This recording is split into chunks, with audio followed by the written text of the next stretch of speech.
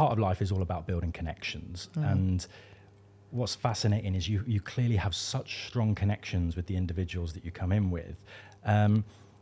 Have you sort of built or fostered any further connections since you've started the podcast? Has there been anyone that you've brought in?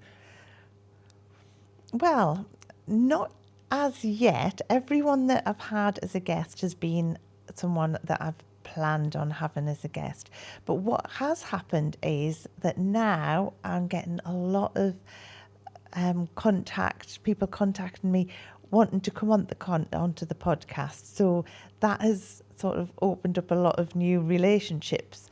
And the thing is, I've got a list of, I started with a list of 52 guests that I wanted to, like my hit list, and now that list's getting longer and longer.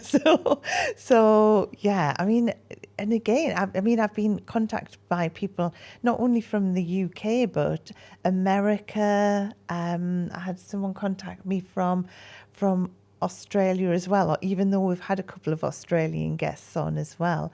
So the podcast's like word spreading all over, so I love that. So I'm going to pick up on something that you told me privately before we started recording today, which was that you found yourself being recognised from the podcast. Talk to me a little bit about that. Yeah, I mean, what I was a little bit surprised at is that now I get people coming up and mentioning that they watch the podcast, or obviously because with it being on YouTube, they're seeing me as well as like listening.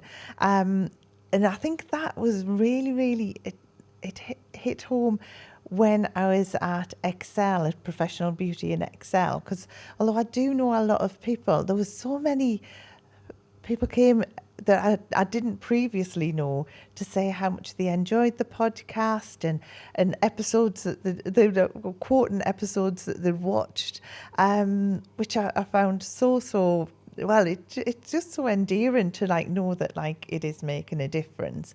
So yeah, it was really, really lovely. Amazing. So changing track ever so slightly, obviously this world, podcasting, media, being on camera, having to talk, this is all new to you. It's a new experience.